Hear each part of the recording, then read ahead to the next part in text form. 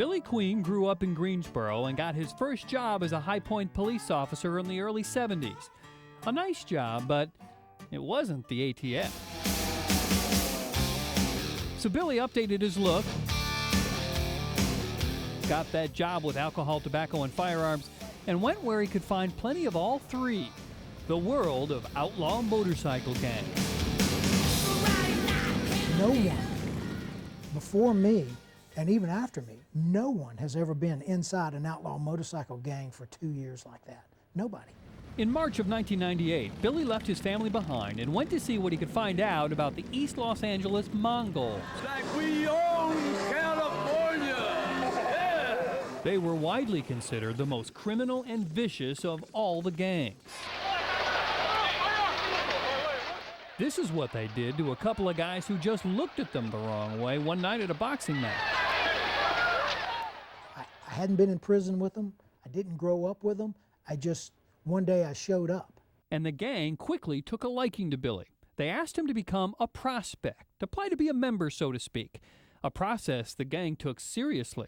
He had to fill out this application telling the gang where he went to school, where he worked, friends and family he might have in law enforcement, even a criminal history. The gang then had a private detective check it all out. The ATF placed agents at Billy's schools in Guilford County to back up his stories. He was about to become a Mongol if he could pass one last test. Could he handle a gun?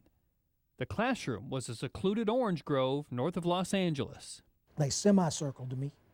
They all got their guns out, loaded their guns up. These guys were drinking beer.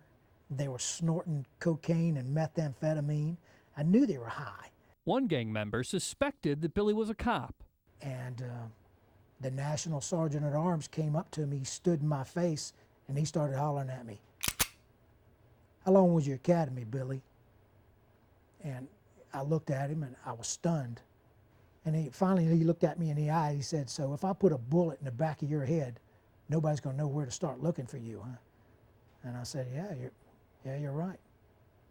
The only thing that I can do, I just bluffed them as far as I could bluff them. And if they had made me, if they knew that I was a cop, they were going to shoot me in the back in that field. There was nothing I could do about it. Miraculously, Billy escaped that and the time another guy tried to kill him with this knife.